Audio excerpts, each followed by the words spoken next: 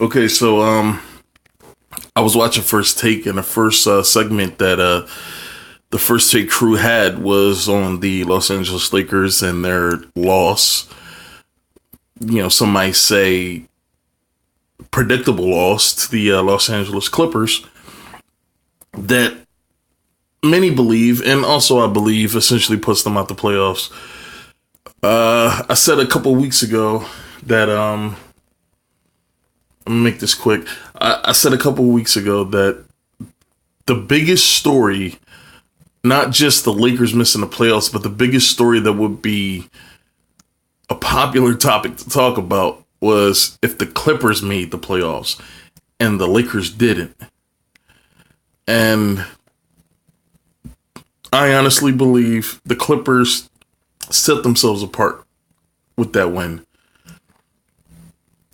For the longest time, since I've been watching sports, the Clippers have always been second-class citizens to the Lakers. Even when the Clippers were winning and the Lakers weren't, this was during the down part of Kobe's career, and, where the Lakers just struggled. They were in a lottery almost every year.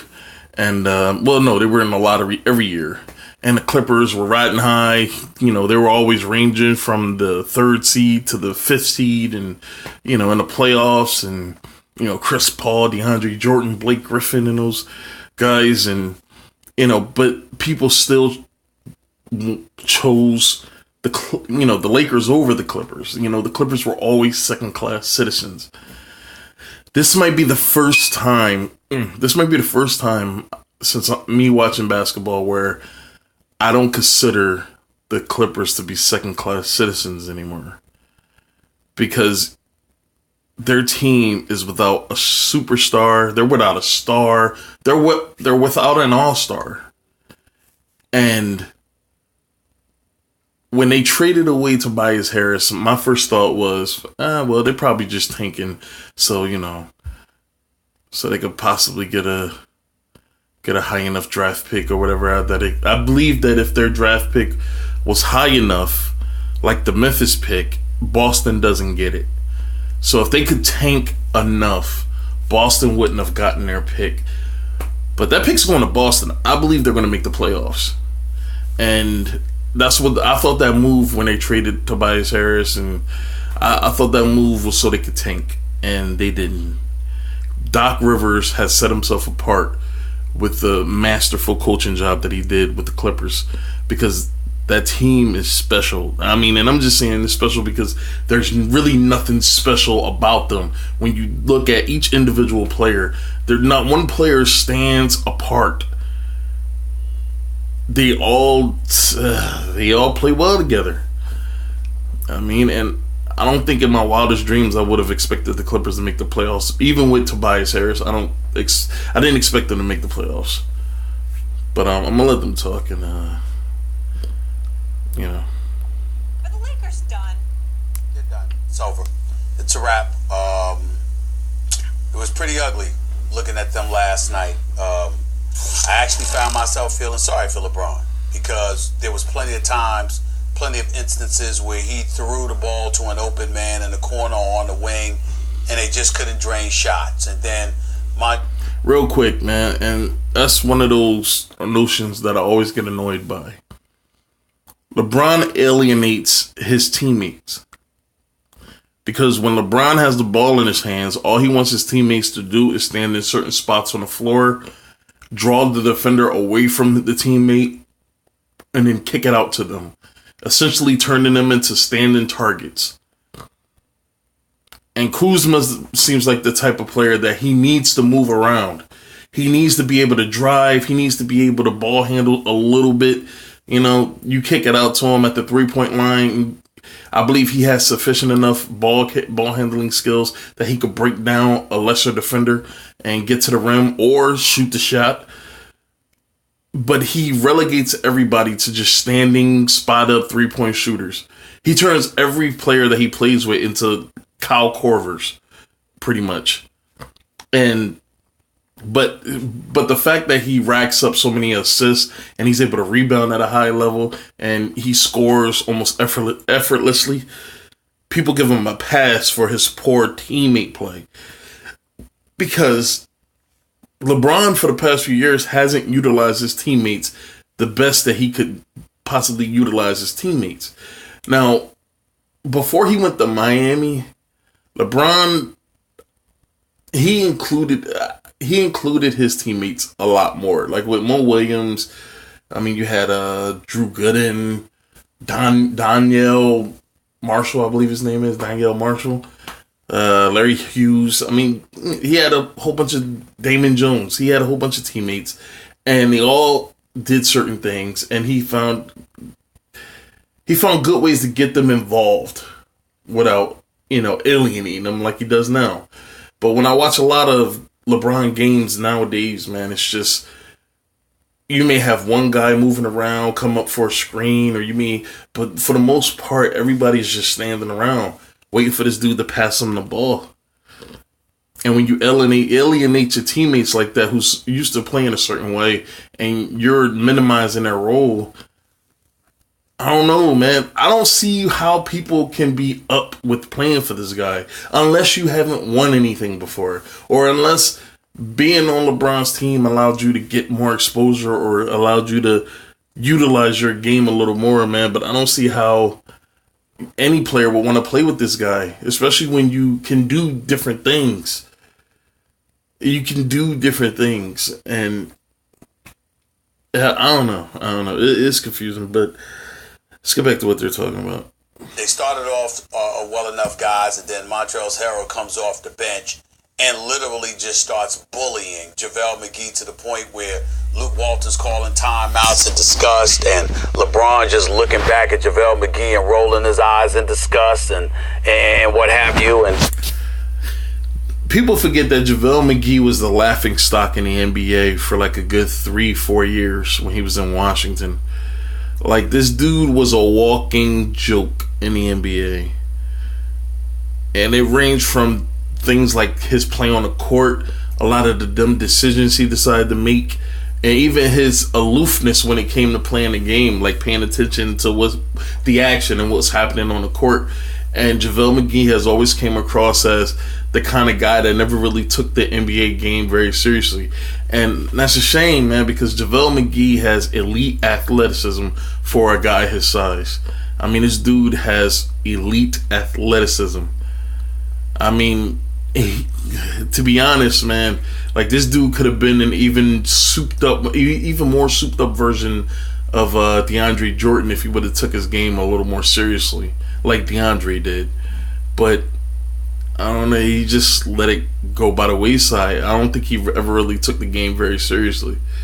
And you notice a little bit more maturity in him when he went to the Golden State Warriors, and people got mesmerized by that, and they completely forgot about JaVale from Washington. I never did. I mean, it's hard to forget that stretch because it was an odd time in Washington watching this kid play, man. Like, it just seemed odd, and it's hard to forget about that.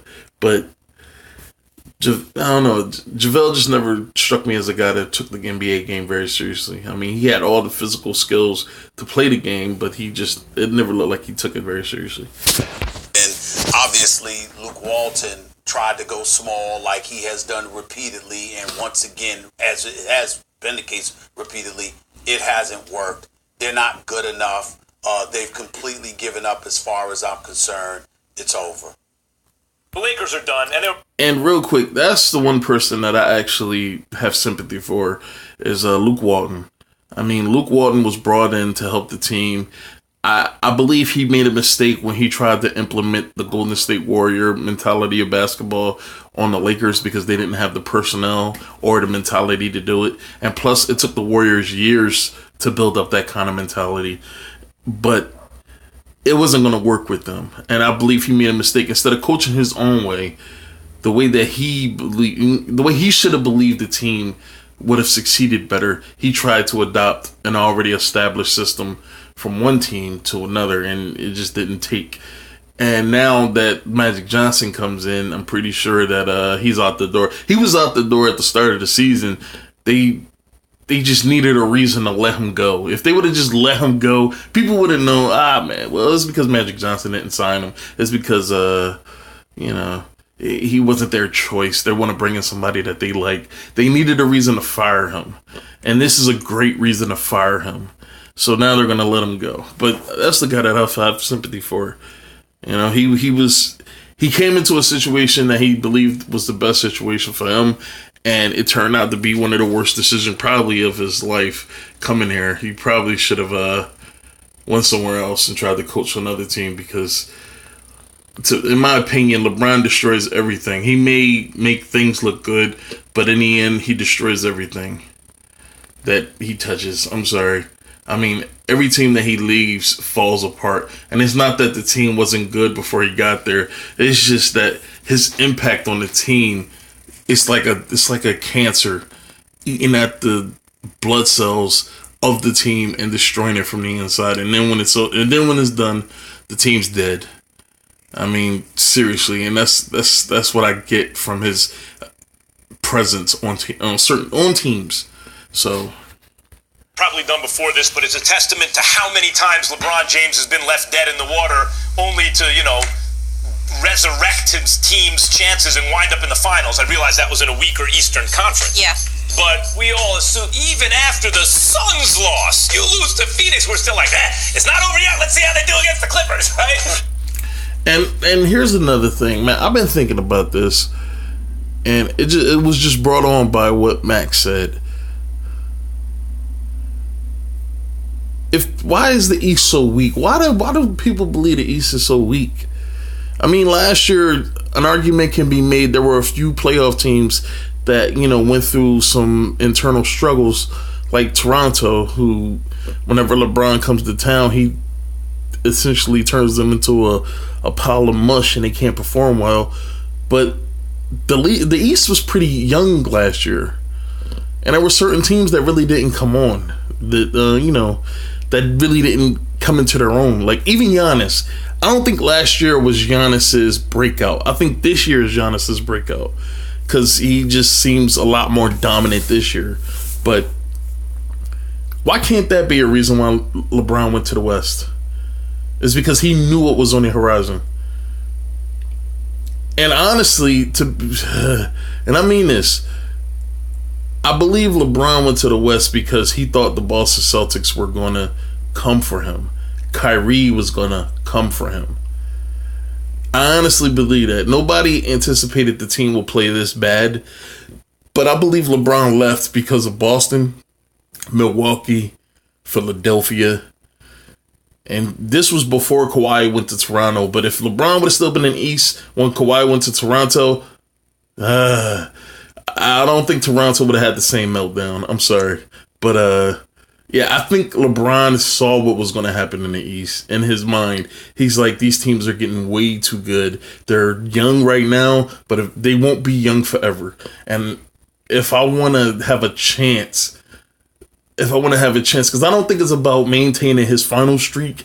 I believe it's about maintaining that appearance he has to certain people where, if LeBron is on your team, you have a chance.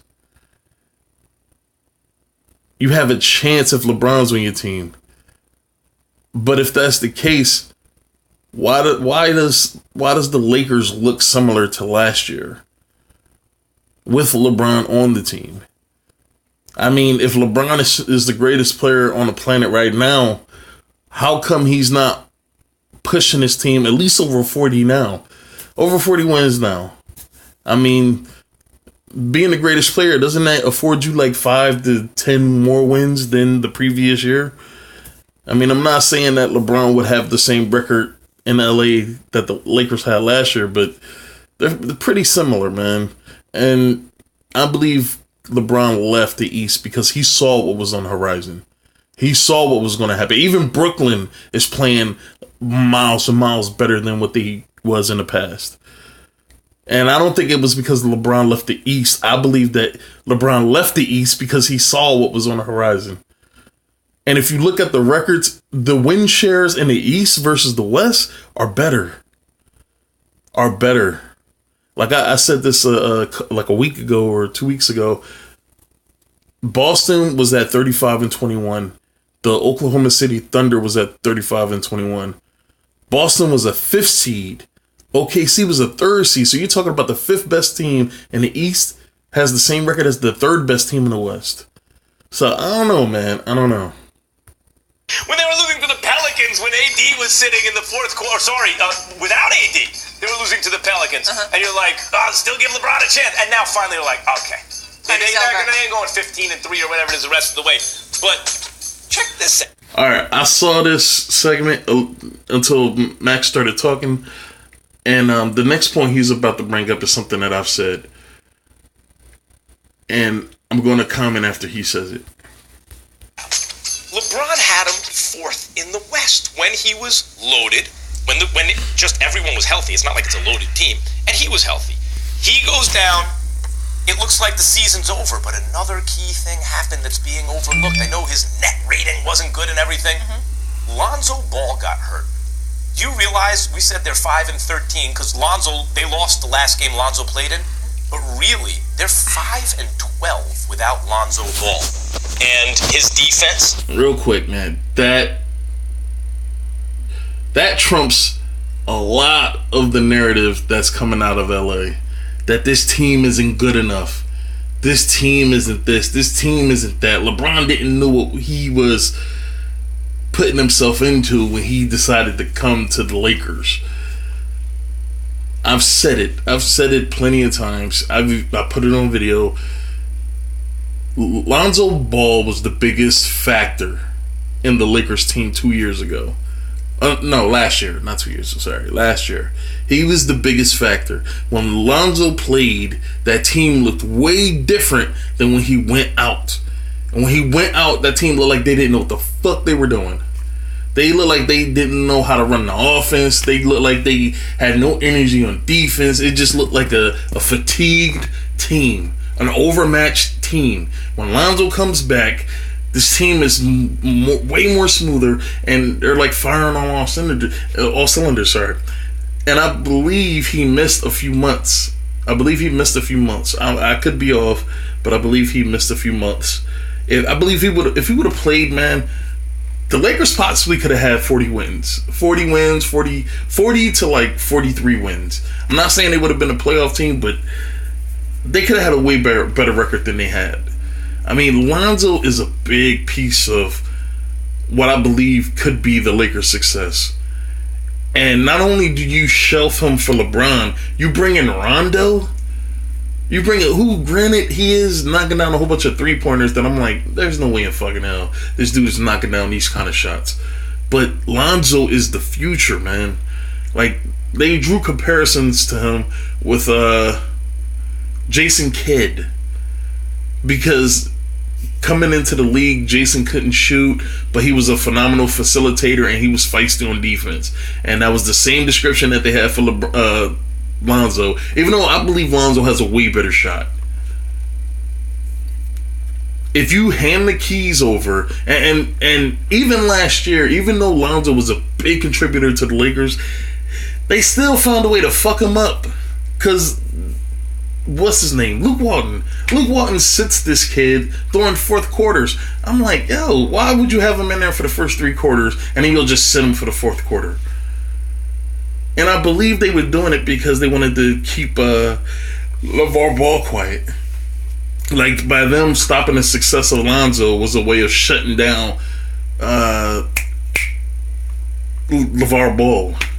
And now I'm thinking, if I'm Lonzo, I'm asking to be traded in the offseason.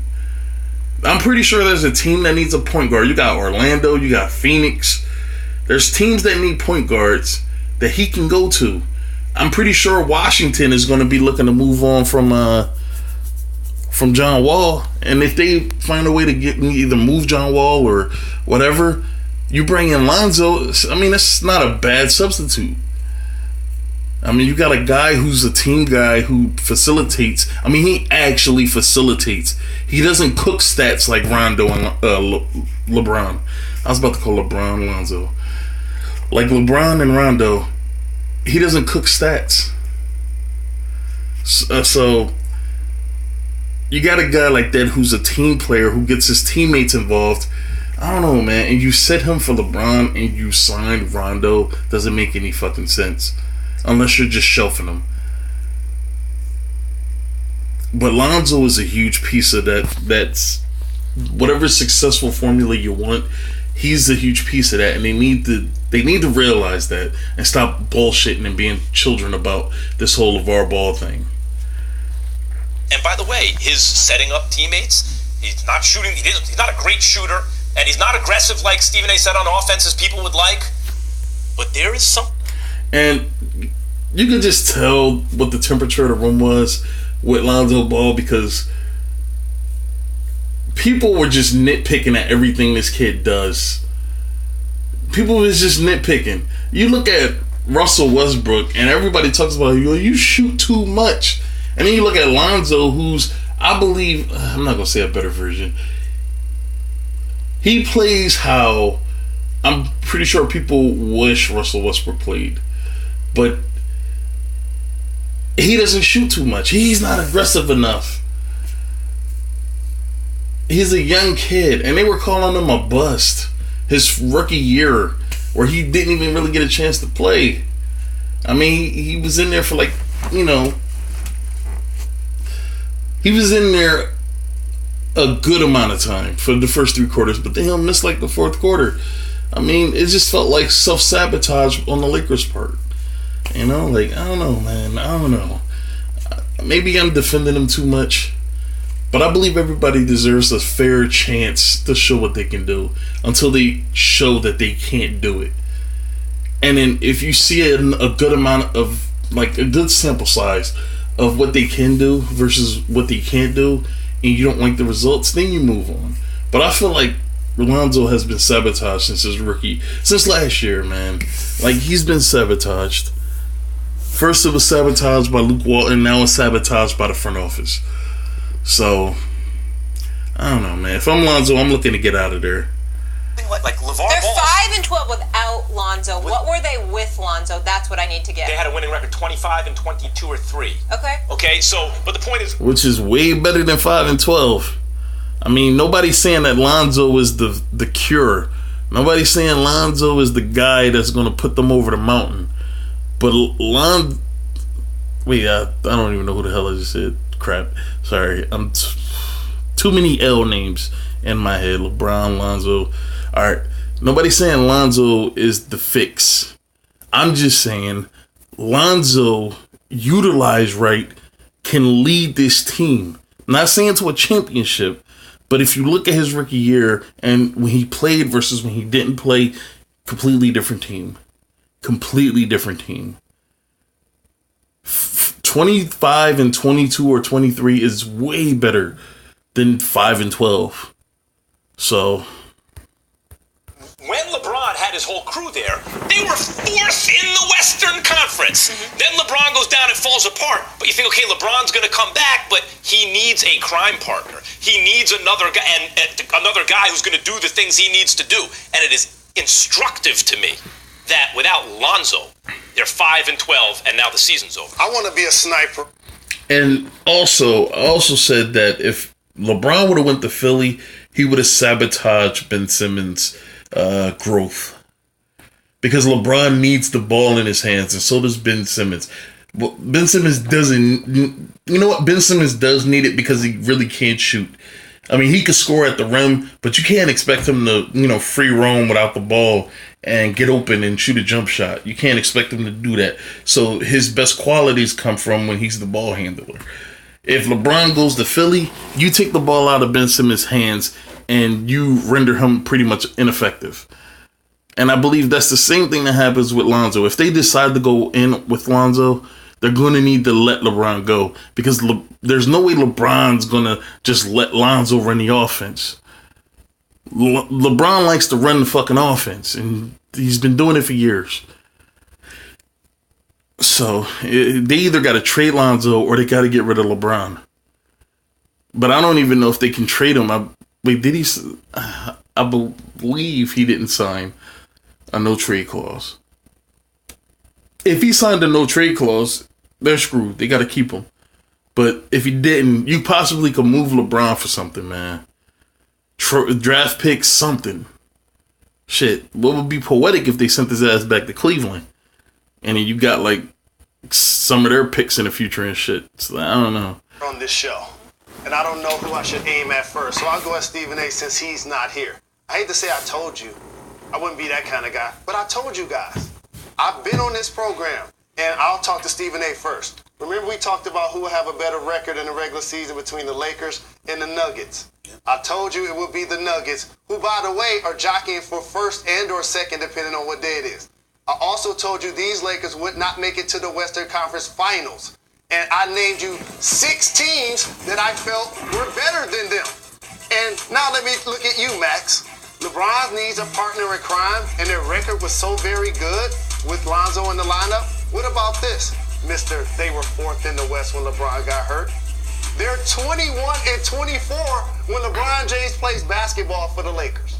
They're 21-24. That's out of the playoffs. And lastly, LeBron James, best player in the game, needs a crime partner to get into the playoffs? Is it like that? Who's the crime partner that's playing with the Clippers? They have a better record than them. There you go. There you fucking go. There you go. And that argument trumps anything that these LeBron supporters like to fucking make. Right now, LeBron on the court has this team out of the playoffs. But the Clippers, without a superstar, without a star, without an all-star, has the 8th seed. The Clippers, with no one that can carry them to wins. And the Lakers have LeBron James, who is allegedly the best player in the world, and they're realistically out of the playoffs unless they find some kind of clarity at this point in the season and they just turn it on. There's no way they're going to make the playoffs, man. It's just too many barriers in their way to keep them out. And them losing, if they would have had a chance, they needed to beat the Clippers. Them losing to the Clippers essentially puts them out. I'm sorry, it just does. But the Clippers have no one. And they are really battling for that last spot. About what I'm saying, who I'm saying his crime partner is. A dude who's considered a bust in the 2nd overall pick. He needs someone to do something. Here's what Lonzo is considered a bust to people who feel butthurt about his dad. That's why Lonzo is considered a bust. In no way is Lonzo a bust. If anything, he's been misused since he's been in the league. He's been misused. He's not a bust. Lonzo is not a bust. He hasn't even done enough to warrant him that. Neither has Markelle Fultz. Because I feel like Markelle Fultz has been misused in Philly. And ever since he got moved, I'm expecting great things from Markelle at some point. But like I said, and I made this argument in the earlier video, there's something to be said for late bloomers. Look at Alex Smith. Alex Smith is the perfect example of a late bloomer. Alex Smith's first 5 or 6 years in the league, he was trash. He was a laughing stock at the number 1 pick. He gave number 1 pick quarterbacks a bad name. In the future, I'm not talking about the ones that were already drafted. I'm talking about the ones in the future. Because you don't want to draft another Alex Smith who was overhyped and essentially fell face flat his first 5 or 6 years in the league. And then he got Jim Harbaugh, and, you know, we just seen a different Alex Smith. But there has to be something that's said for late bloomers, man. And you know, in order for these guys to be successful, you have to be in the right system. You have to be in the right environment that encourages your ability to improve. And Lonzo is not in an environment that encourages his ability to improve. Magic Johnson should be ashamed of himself. You are a former Hall of Fame point guard. Like, but the one thing I can say, like, he didn't have the same criticism on him like Lonzo did. Lonzo had an enormous amount of criticism surrounding his name. But Magic Johnson being a point guard, man, like you have to see there's something special about this kid. So that means you have to convince them to take a chance with him. And he didn't, and the team has misused him since he's been in the league, and it's just been a sad and almost criminal story, man. Like, this is almost criminal what they're doing to this kid because of his father. So up happening when you play in a large market, in particular Los Angeles or New York. People put your name and your statistics on steroids. So what happens is we overinflate how well the Lakers' young talent truly has developed. And so when you look at them in a vacuum and you compare them to the teams that are better than them right now in the conference, then the Clippers, the Spurs, and the Kings, if you lined up their talent, a lot of people would say, oh, I'll take Kuzma, I'll take Ingram, I'll take Ball over the guys on the teams I just mentioned. There you go. They have a very talented team. And my first thought when he decided to go to the Lakers was, the Lakers going to make the playoffs. I mean, you're talking about... And the name that was tossed around the most was Kyle Kuzma's name. Because apparently Kyle Kuzma was the most talented player, even though Brendan Ingram, his game started to improve and he became a lot more aggressive. Last year, he became a lot more aggressive.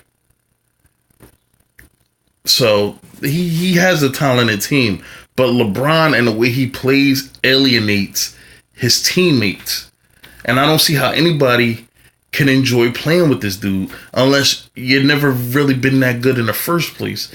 And he affords you opportunities to look better or appear better. But when you are a better player than what his play style exploits you as, you don't want to play there. You need to be somewhere with an organization that flourishes your abilities, not hinders them. You know, and I'm glad Julius Randle got away from the Lakers and he went to the Pelicans, because God only knows what would have happened to him on that Lakers team, man, to be honest. Even though those teams are better than the Los Angeles Lakers. Allow me to chime in here for a couple of things. Number one, Jalen, I conceded a long time ago that you were right about the Denver Nuggets in terms of them having a better record in the conference. You can rub it in. I mean, enjoy your moment. It's rare, sir, but you can enjoy your moment. I'm gonna rub it in until the season's over. I'm not finished. Let me get to some points here. I will concede that. I'm not going to concede the point about the Western Conference Finals, because I believe if LeBron James hadn't gotten hurt, remember, my mentality was you're going to get to the playoffs and the only team that's going to beat you in the postseason is going to be the Golden State Warriors. So if he hadn't gotten injured, I think we'd be having a different conversation. But Bullshit. The wheels would have fell off anyway. And I've already said, I believe LeBron missed those 18 games because he was resting, not because he was hurt. Because when he came back, he played the same. He played the same amount of minutes for somebody that just had a groin injury that hampers your ability to move, hampers your ability to run, hampers your ability to jump. And he played the same. And he played the same amount of minutes. So he was resting. He wasn't hurt. doesn't matter whether he was injured or not. The Nuggets, I believe, would have had a better record than the Los Angeles Lakers based on what. And also, with this whole Denver Nugget thing, now everybody's on the tip of the Denver Nuggets. When for years, man, nobody was talking about this team. Nikola Jokic was a baller for years.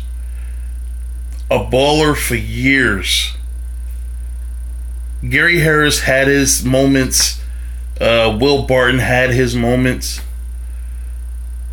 You know, but Nikola Jokic was a baller. Alright? This dude was a triple-double threat every time he stepped on the court. And I've seen this years ago. I'm talking 2-3 years ago. But he couldn't stay healthy. Like, he was hurt for a nice portion of his NBA career. I'm not saying a lot. Not on the level of a Porzingis, but he was hurt. But Denver has been around for years, and anybody with two eyes that watched them last year, if Jokic could stay healthy this year, of course Denver was going to be better than the Lakers, man. I've seen in the regular season. So you're absolutely right. I'm never going to argue that point with you. Let me tell y'all what's going on with these Lakers last night. They're walking off the court. I'm right there in the arena. They're walking off the court. Everybody's getting heckled. People screaming at LeBron James. They're going off. I mean, it was not pretty. That's number one. Number two, you're hearing stuff about, they'll never talk about getting rid of Magic, and nobody wants that. But suddenly you're looking at this roster, and you've got people in the stands. Stephen A., what the hell is going on? What has Magic done?